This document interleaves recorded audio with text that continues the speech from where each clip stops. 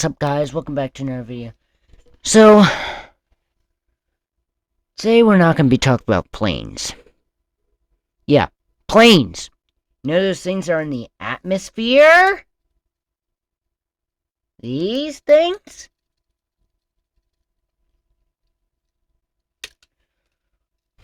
Who would ever make a video about planes? I know, right? Who would ever do that? I've never made a video about planes!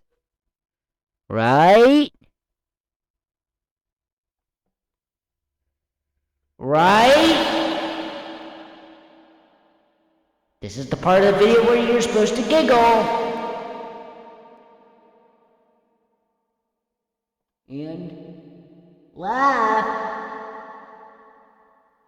So laugh.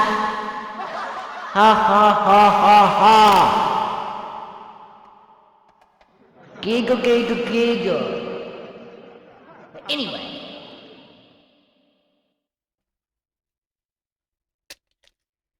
So we're not going to be needing these ones today because we're going to leave the atmosphere day.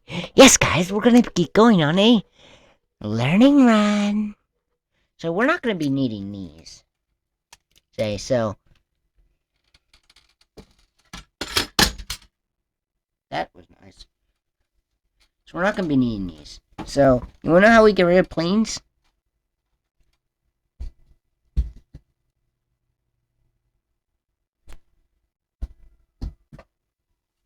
That didn't go that far. That's fine. So, what we're going to talk about today is this lovely invention. The Space Shuttle. Now, if you guys don't know what the Space Shuttle is, you guys should just click off. Learn what the Space Shuttle is. Because literally, you're not going to know anything if you don't know what the Space Shuttle is. Literally, that's literally what we're basically talking about today. We're literally talking about a spaceship. So, we're talking about the New Glenn. So this one doesn't need to be thrown yet. So this can sit in the background.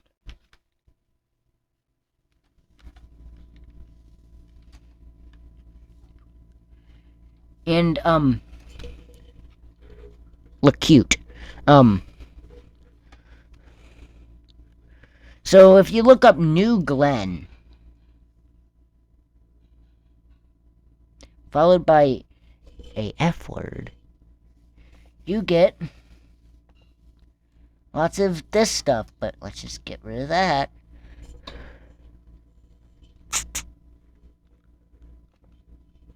Let's go to news, because I've never actually looked at Jeff Bezos' company, space company, tries again to launch massive rocket after something. Let's see what happened. Did bro go bankrupt?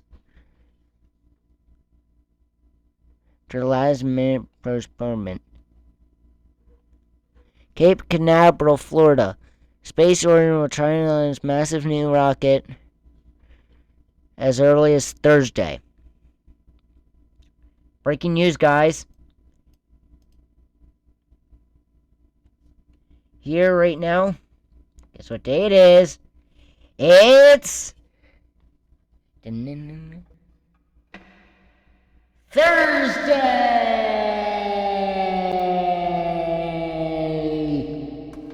Woohoo! Haven't done? Shut up and rockets!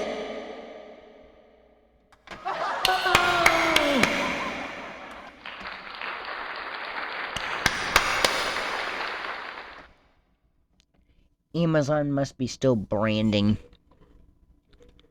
this launch. I need my one-day shipping. But anyway, as far ado from poor weather, moonshot, blah blah blah. New gun is named after the first American to orbit Earth, John Glenn, blah, blah, blah, blah. Who cares? Don't need a 25-year-old man. Bezos started the company 25 years ago. So when did he start Amazon?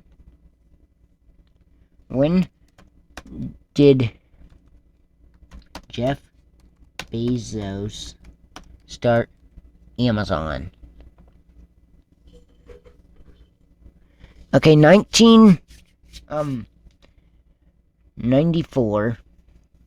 2025. That's not how you spell 2025. Minus 1997. I said minus! Not some random article. Okay.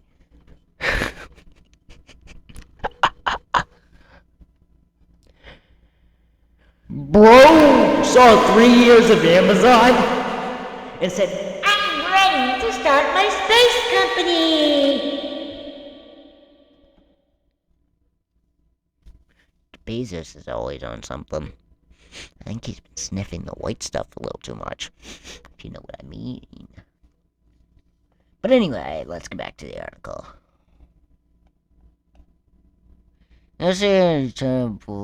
Yeah, blah, blah. Is that it?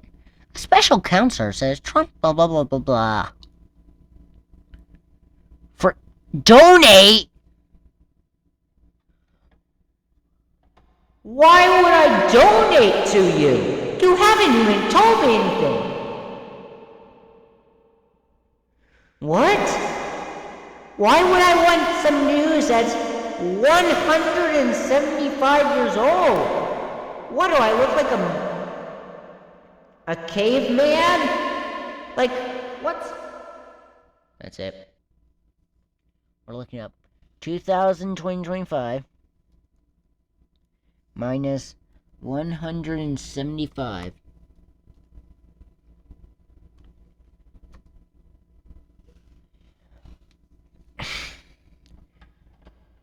This site wants to give me news from 1850!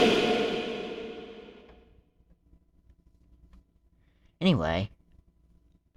No, I will not be subscribing to you. Get off my screen. Blah, blah, blah. Blah, blah, blah. I said news!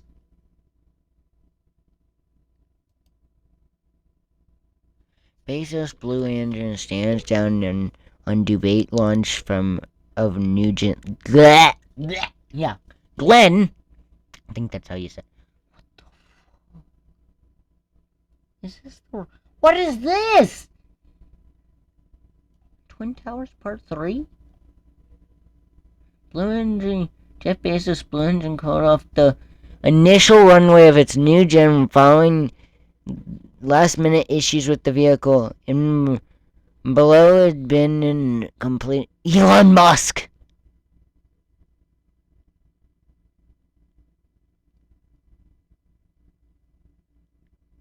Launch was stated.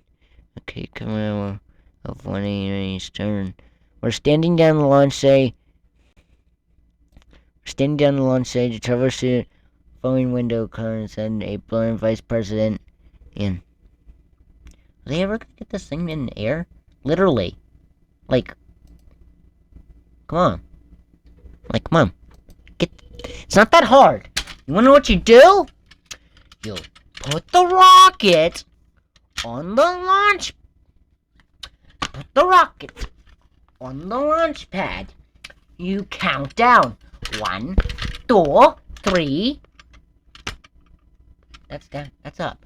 3, 2, 1, and then boom! I didn't even catch it.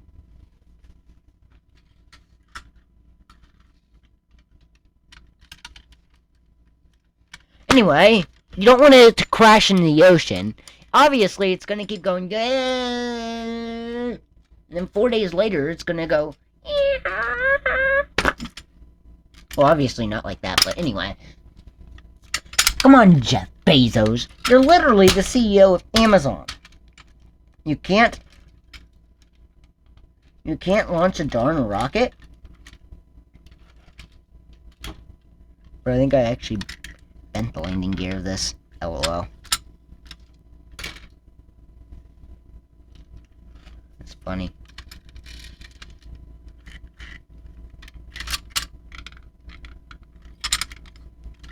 Nah. Anyway, let's get back to the news. Sandown, New Glenn rocket. Commercial. No, not Coke. Commercial. It said commercial. New Glenn,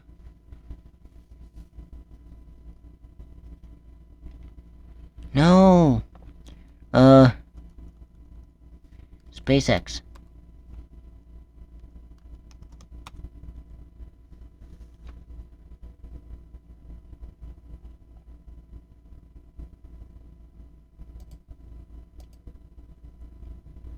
Oh, shut up. First mission is in 25 hours. 25 hours, NASA?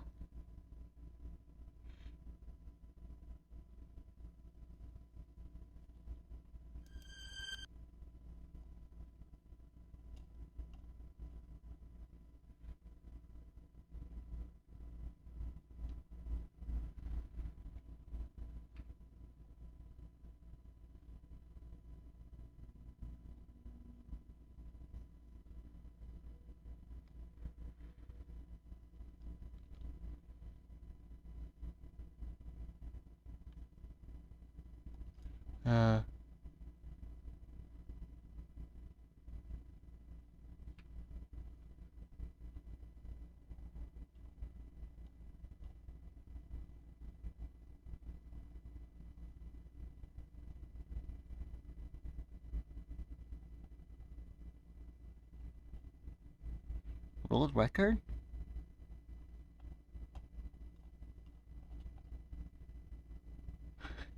What the fuck?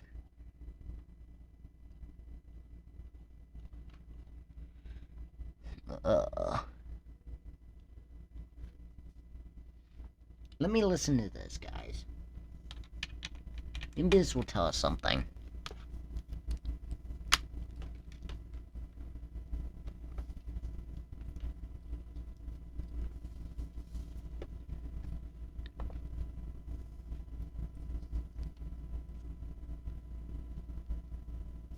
Are you 50 or older? Well, this news is for you. The CDC now recommends you get vaccinated against pneumococcal pneumonia. Why? We're mere hours away from Starship Flight 7 and the first flight of Block 2 Starship, and everything is in place. Ship 33 got its dummy Starlink payload, its fake catch pins, and even its decals before rolling out to the launch site for full stack testing, which seemed to go well. Of course, there's also been a few other intriguing things happening around Starbase, which we'll definitely talk about. What's up, Star fans? I'm Jack Beyer for NSF, and this is your Starbase Update.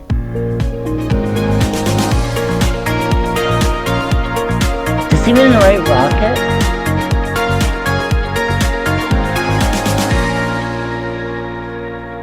One of the neat things about getting close to a launch is that we're able to spot all the fancy new hardware on the vehicles that are about to fly, and that's exactly what happened this week with Ship 33. Earlier this week, SpaceX moved Ship 33 out of its workstation in Mega Bay 2 and put it on a transport stand, making it easy to see the leeward side of it in all of its glory. Shortly after this move, SpaceX teams started preparing the ship to install the 10 Starlink simulators that will be flying on Starship's 7th flight. During the installation process, workers put what appeared to be some sort of sling on the opening of the payload bay door to help guide the Starlinks into the dispenser as they were being loaded. Well, before this, we were sort of hoping that SpaceX could put some cameras.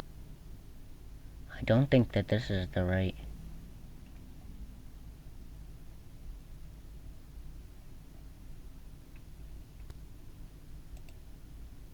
New Glenn is finally Here we here. go. It's on the pad, it's tested, and it's ready to launch. We're anticipating its maiden flight just a few days from now, so we want to give you the whole rundown. Where is it launching from? What's the payload? How will the first stage booster be recovered? Let's get started. Here we go.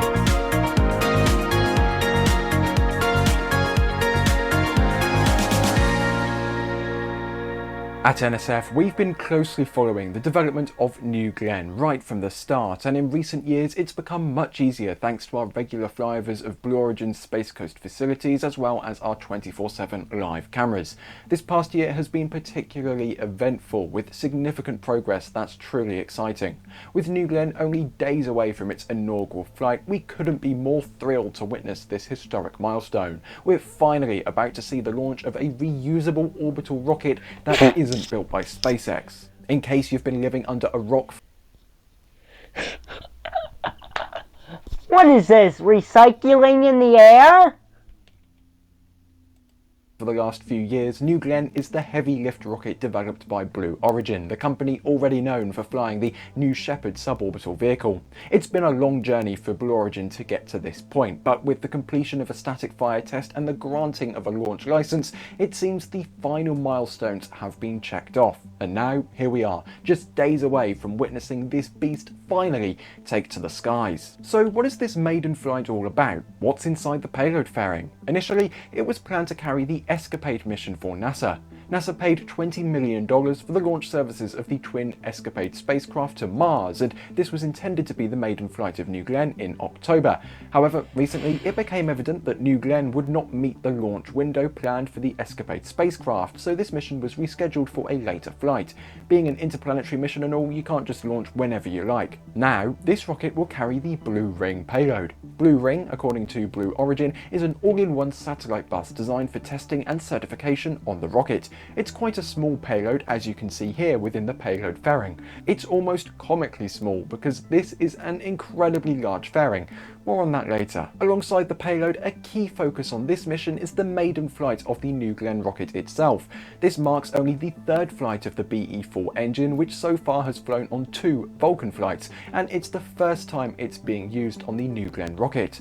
Since New Shepard operates suborbital missions, this launch will also be Blue Origin's first orbital flight as a company since it was founded in 2000. Before delving deeper into the rocket itself, let's take a moment to examine Blue Ring. The truth is, there are still many uncertainties surrounding this payload, and we hope that some of these questions will be answered in the coming days. According to Blue Origin, the Blue Ring spacecraft is designed to support a variety of missions in medium Earth orbit and beyond. To put it simply, it allows researchers to focus less on developing their own propulsion systems for their projects. Instead, they can attach their payloads to a Blue Ring spacecraft, which can then deliver them to their desired orbits. This concept is comparable to other integrated solutions such as Rocket Lab's Photon, but Blue Origin aims to offer a comprehensive in-house option for these services in the future. While the exact performance specifications of the Blue Ring platform remain undisclosed, Blue Origin describes it on their website as having, quote, unprecedented delta-V capabilities. Yep. For those unfamiliar, delta-V refers to the measure of a spacecraft's ability to change its velocity, a critical factor in orbital maneuvers and mission flexibility. While the exact meaning of unprecedented is unclear, such a claim suggests that the platform likely boasts impressive capabilities. It's not something you would highlight if its performance was on the lower end of the spectrum. In addition to its impressive propulsion capabilities, Blue Origin states that the Blue Ring platform also includes refueling capabilities, a data relay, hosting space, and in-space computing power. While the payload might seem small inside the fairing, it's important to remember that this is not a full-scale test.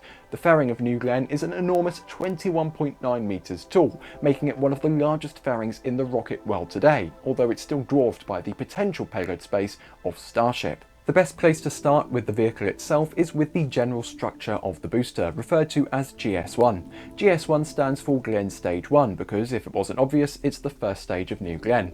In addition, the second stage is called GS2, or Glenn Stage 2.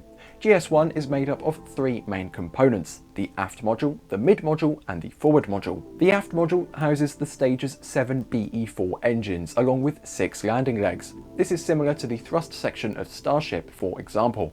Additionally, it features a thrust park and all the necessary plumbing to supply the BE-4s with liquid methane, which Blue are branding as liquid natural gas, and liquid oxygen. The aft module also includes the gimbal control for the BE-4 engines. Not all 7 first stage engines can gimbal, only 3 arranged in a line, including the centre engine. The giant landing legs will deploy using gravity assist, taking around 8 seconds to fully extend. The deployment process will begin 14 seconds before landing, with the legs ideally fully deployed 6 seconds before touchdown. Okay. Above that is the mid module, which primarily consists of the tanks holding liquid oxygen and liquid natural gas. It also features 2 large aerodynamic strakes that provide extra lift during flight. These strakes are static and do not have any moving capabilities. Their purpose is to help increase the lift during re-entry, similar to how Starship's belly flop works. By providing more surface area, they improve the rocket's cross-range capabilities, allowing it to glide further and control its descent rather than just falling straight down. Why is that good? Well, by using aerodynamics to brake and steer, you reduce the need for a longer boost back burn and rely less on propulsion overall to land. This helps to conserve fuel, making the landing process more efficient. Believe it or not, Falcon 9 conducts a similar maneuver when it is coming back into land. It might not have the aerodynamic surfaces like New Glenn, but the fuselage of the booster generates enough lift to drift through the atmosphere. And sitting on top is the forward module, which serves as an interstage and houses the 4 actuating control fins, as well as the Reaction Control System, or RCS, and avionics. This module likely also contains much of the computing and processing power for the first stage, enabling it to steer itself during both ascent and descent, ultimately guiding it back down to the drone ship called Jacqueline. The 4 actuating control fins are quite similar to the grid fins found on the Falcon 9 first stage. These grid fins provide steering during the faster aerodynamic phase of the flight, and they can be adjusted by the grid fin motors located inside the interstage. With all 3 of these modules combined, GS1 measures 57.5 meters in length and has a diameter of 7 meters, although the aft module tapers out to 8.5 meters. This is just shy of the 9 meters in diameter of Starship and significantly larger than the 3.7 meters of Falcon 9. One of the key aspects that drove the design of New Glenn's first stage is, of course, Blue Origin's plan to reuse them right from the first recovery. For instance, several components are protected by a thermal protection system called Comet. Comet was developed in-house by Blue Origin and tested on New Shepard flights to help shield critical components of New Glenn during its re-entry after launch, ensuring that the booster can be turned around quickly. Comet can be seen covering the aft module of the stage, the strakes, raceway, and the forward module, including the 4 fins.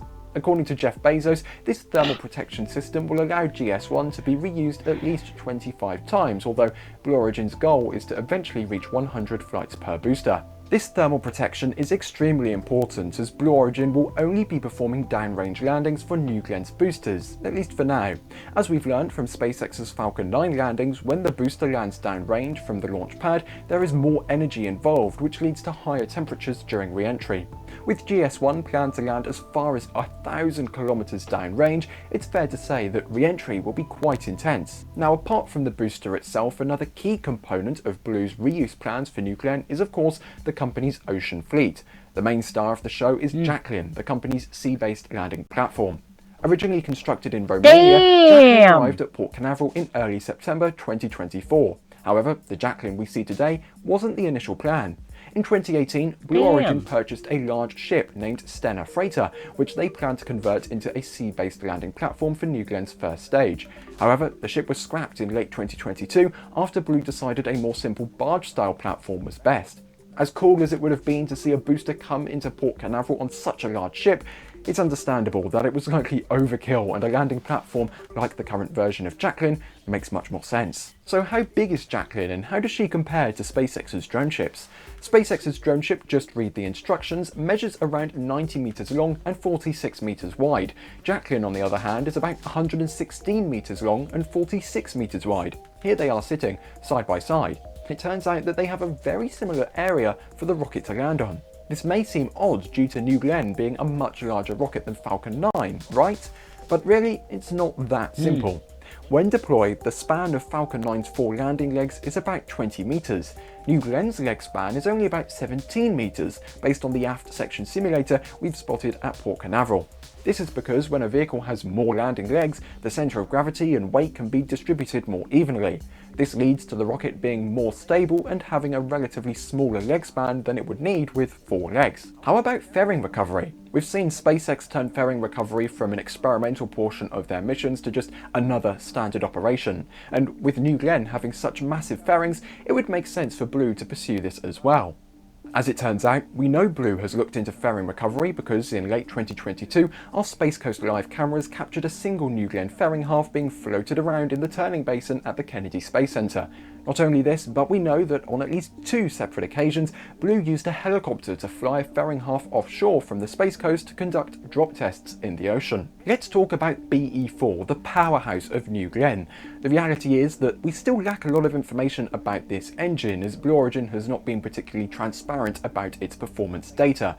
However, we hope to receive an update during the launch webcast.